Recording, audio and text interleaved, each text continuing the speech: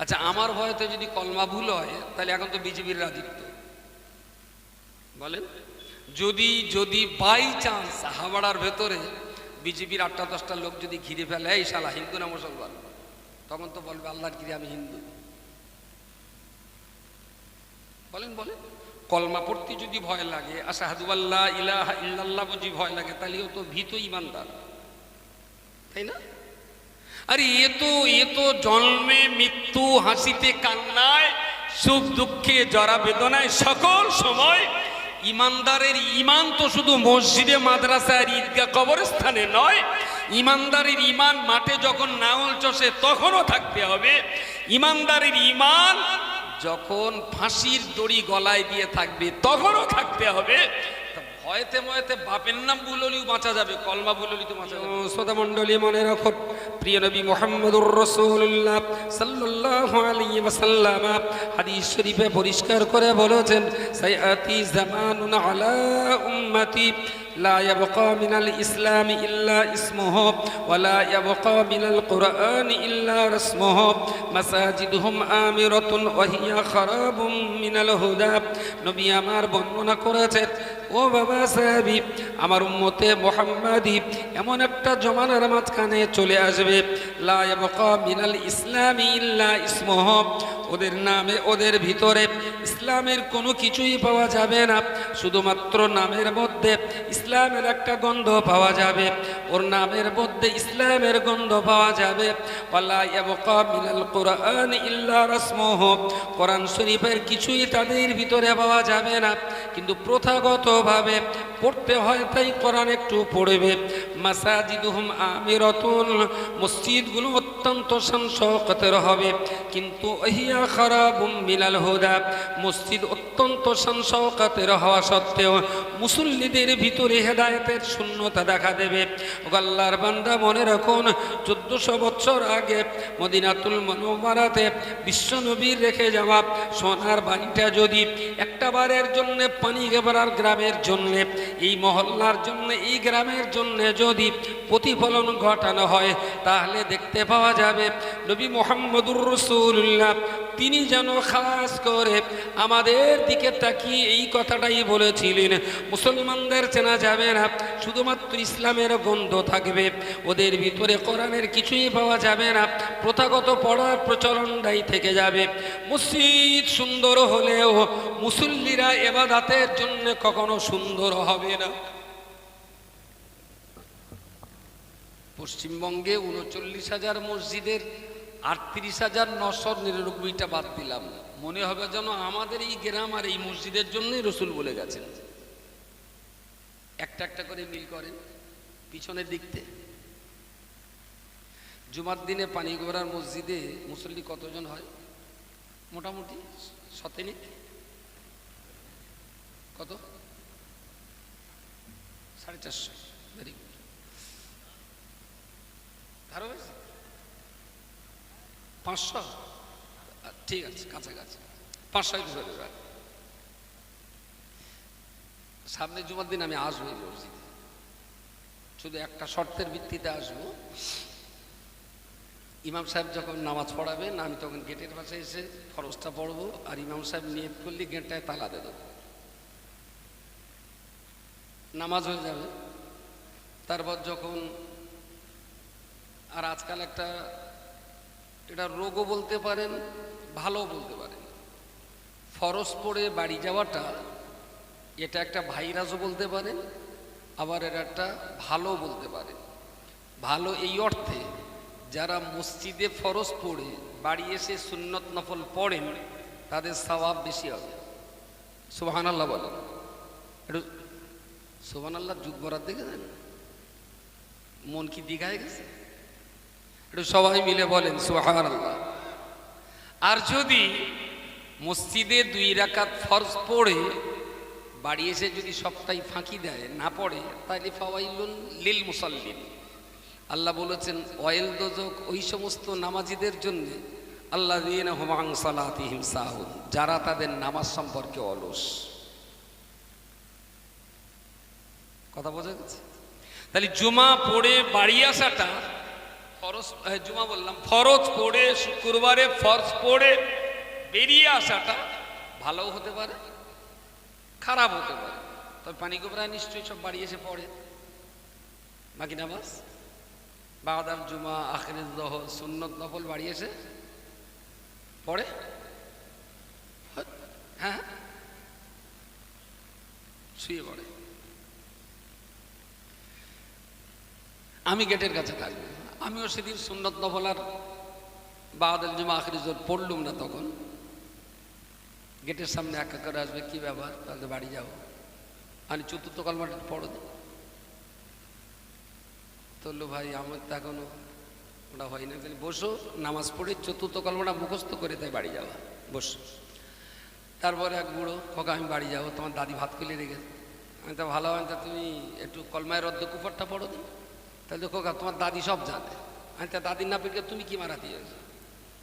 আজকে বসো, কলমাটা পড়ে যাবো, পরে শুক্রবার দাদির পাঠাবা।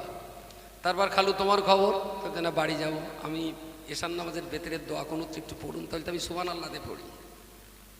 যদি সামনের শুক্রবারে মসজিদে আমি আসি, একদম যেগুলো জানা ফরজে আইন, যেগুলো জানতেই হবে, যেগুলো না জানলে ইমানদারেরা জাহান্নাম থেকে বাঁচতে পারবেই না, এই রকম জিনিস জিজ্ঞেস করবো।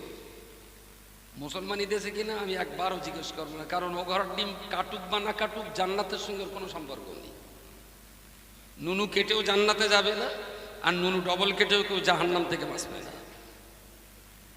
ও আগা কাটার সঙ্গে জান্নাত জাহান্নামের কোনো সম্পর্ক নেই। আমি একবারও জিজ্ঞেস করবো না কাটা আছে কিনা, ওটা সুন্নাত। ফরজে আইন যেগুলো ছাড়া মুসলমানিত্ব টেকে না, সেইগুলো জিজ্ঞেস করবো। যদি 500 মুসল্লির জিজ্ঞেস করি, আমার সামনে যে মসজিদ থেকে বেরোতে পারবে কজন? মোটামুটি আমি ফরজ ছাড়া ধরবো না। কোথায় বাস করছি আমরা, কোন অবস্থায় আছি আমরা? ইমান না একটাও হবে না বললে হবে না। আপনি চিনুন বা না চিনুন, আমি জানি বা না জানি, অনেক মানুষ হয়তো জানেন। আমার এই ধৃষ্টতা নেই যে আমি ভয়তে ভুলে যাবে। আচ্ছা, আমার ভয়তে যদি কলমা ভুল হয়, তাহলে এখন তো বিজেপির রাজত্ব বলেন। যদি যদি বাই চান্স হাওড়ার ভেতরে বিজেপির 8-10টা লোক যদি ঘিরে ফেলে, এই শালা হিন্দু না মুসলমান, তখন তো বলবে আল্লাহর কিরে আমি হিন্দু। বলেন বলেন, কলমা পড়তে যদি ভয় লাগে, আশহাদু আল্লা ইলাহা ইল্লাল্লাহ বুঝি ভয় লাগে, তাহলেও তো ভীত ইমানদার, তাই না? আরে এ তো জন্মে মৃত্যু, হাসিতে কান্নায়, সুখ দুঃখে জরা বেদনায়, সকল সময় ইমানদারের ইমান তো শুধু মসজিদে মাদ্রাসা আর ঈদগাহ কবরস্থানে নয়। ইমানদারের ইমান মাঠে যখন নাঙল চষে তখনও থাকতে হবে। ইমানদারের ইমান যখন ফাঁসির দড়ি গলায় দিয়ে থাকবে তখনও থাকতে হবে। ভয়তে ভয়তে বাপের নাম ভুললেও বাঁচা যাবে, কলমা ভুললেও তো বাঁচা যাবে না। ভয়ের মাঝখানে বাপের নাম ভুল হতে পারে, বোন নাম ভুল হতে পারে, বাচ্চার নাম ভুল হতে পারে, কিন্তু আল্লাহর একত্ববাদ বলেন বলেন, এটা তো ভুলে নিত সব শেষ। কেউ যদি বাপের নাম বলতে না পারে, বড্ড জোর, লোকে বলবে তুই এটা হতচ্ছাড়া বাপের নাম ভুলে গেলি। কিন্তু কেউ যদি বলে আমি আল্লাহর নাম ভুলে গেছি, তাহলে সে তো বেঈমান। পৃথিবীর কোনো ক্ষেত্রে তো এইটা তো বলা যায় না। যতক্ষণ ঘুম না আসে ততক্ষণ ভিতরে এটা থাকবে যে আল্লাহ এক। আর যখনই ঘুম ভাঙবে, প্রথম কথাই হলো আলহামদুলিল্লাহিল্লাযী আহইয়ানা বা'দা মা আমাতানা ওয়া ইলাইহিন নুশুর। তাহলে আল্লাহর স্মরণ নিয়েই ঘুমাতে হবে, আর আল্লাহর স্মরণ নিয়ে আমাকে আচ্ছা, টয়লেটের ভিতর কি হবে? টয়লেটে তখন কি জয় শ্রীরাম বলেন বলেন? আরে টয়লেট যখন করবেন তখনও তো আপনার ভিতরে থাকতে হবে ঈমান। বাথরুমের ভিতরে বসেছি, যদি মনে করেন এখানে আল্লাহর নাম নেব কি করে, তাহলে হরে কৃষ্ণ গাইতে হবে। ইমানদারের ইমান তো সব জায়গায়, এখানে তো পাক না পাকের কোনো প্রশ্ন নেই। আল্লাহর একত্ববাদের বিশ্বাস। তাহলে যদি টয়লেটে গেলে ইমান বাইরে রেখে যেতে হয়, তাহলে ওই সময়টা আপনি তো বেঈমান। বলেন বলেন। আর ওই অবস্থায় যদি আজরাইল ধরে, নামাজের পার্টিতে যদি ইমানদার হন, তো টয়লেটের চেম্বারেও আপনাকে প্রমাণ করাতে হবে যে আপনি ইমানদার।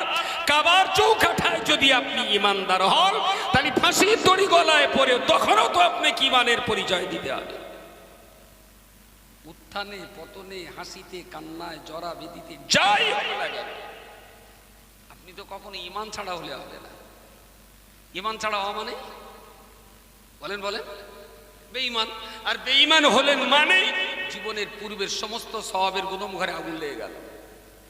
নতুন করে আবার ইমানদার হবেন, আর আজকের থেকে আবার খাতাপত্র নতুন জমা হবে। সুতরাং টয়লেটের ভিতরেও আপনি ইমানদার। আমি বলছি না যে টয়লেটে আপনি বলবেন লা ইলাহা ইল্লাল্লাহ মুহাম্মাদুর রাসূলুল্লাহ, না, কিন্তু ভিতরে। তাহলে আমি যদি তারে জিজ্ঞেস করি চতুর্থ কলমাটা কি, ওর ভয়তে ভয়তে ভুল হয়ে যাবে। তাহলে আমি আব্দুল মাতিন বইকারায় বাড়ি, আমি জিজ্ঞেস করলে যদি ভয়তে ভয়তে ভুল হয়, কবরে যখন মন কান্নকে জিজ্ঞেস করবে মান রাব্বুকা মা দীনুকা, সেটা কি আমার চাইতে কি, আমার দিকে তো ভয় লাগবে, এটা কি হবে? আসলে ভয়টা সব ধ্যান আছে, ওসব আর কি ফাজলামি করা কথা। আমি দিনের যে কটা ফরজ জিনিস আমি জানবো, আমি পড়বো, আমি বলবো, এতে আবার ভয়ের কি আছে? আমার তো মাথায় ঢোকে না, এতে ভয়টা কি? তো 500 মুসল্লিদের ভিতরে খুব যদি 5টা কলমা, আত্মাহিয়াতু, দরুদ শরীফ, দোয়াই কুনুত, সূরা ফাতিহা, আলাম তারা, একদম নামাজ কালামের জন্য যে কটা জিনিস পড়তেই হবে, এই কটা জিনিস যদি ধরা যায়, হয়তো গোটা 50 লোক পার পেতে পারে। তবে যদি শুদ্ধ অশুদ্ধ বিচার করা হয়, তাহলে 45টা ফেল করবে। যদি বলে অত শুদ্ধ আমরা পারবো না, না, আমি বলছি না যে কারি আব্দুল বাসিদের মতো পড়তে হবে। আমি একবার বলবো না যে এখন বিশ্বের বিখ্যাত কারি এখন একজন আহমদ বিন ইউসুফের মতন পড়তে হবে। অন্তত এমনটা পড়ুন যাতে ইমানটা নষ্ট না হয়, তাই না?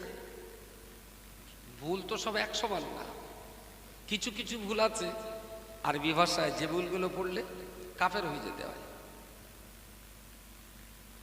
আবার কিছু কিছু ভুল এমন আছে যে নামাজ হয়ে যাবে, কাফের হতে হবে না, তবে একটু হালকা গোনা হবে। আর কিছু কিছু ভুল এমন আছে যে নামাজ হয়ে যাবে, গোনাও হবে না।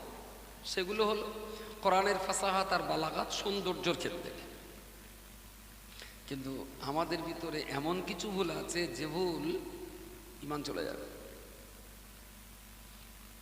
ওই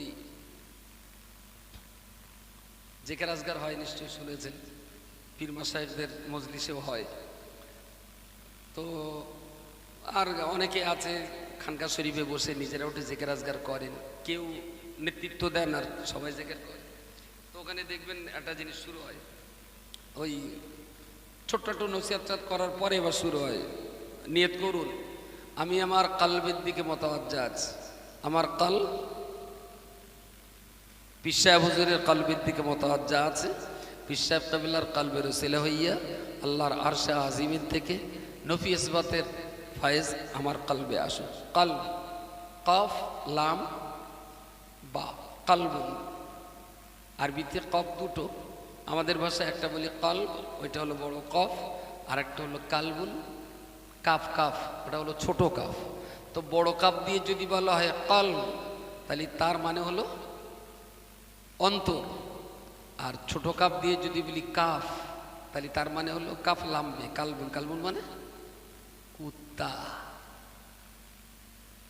হুজুর অজ করছেন, হুজুর জিকির করছেন, হুজুর বলছেন বলুন আমি আমার কালবের দিকে মতাওয়াজ্জা আছি, কফ দিয়ে বড় কফ। মুরিদ বলল আমি আমার কালবের দিকে মতাওয়াজ্জা আছি, ছোট কাফ।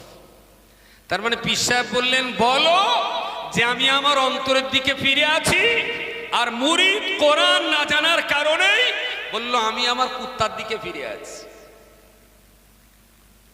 ওইরাম হু করে জেকের যদি কিয়ামত পর্যন্ত করে, আশপাশের কুকুর ডাকবে, জিন্দেগিতে তোর কলব জারি হবে না, কারণ তুই তো প্রথমেই বলেছিস যে আমি আমার কুকুরের দিকে ফিরে আছি। পীরের কাছে জিকির করতে গেলেও মক্তবে অন্তত 6টা মাস পড়ে তারপরে জিকির করতে যাওয়া উচিত। তা নাহলে জিকিরটাও জিকির জীবনে হবে না, কখনো হবে না।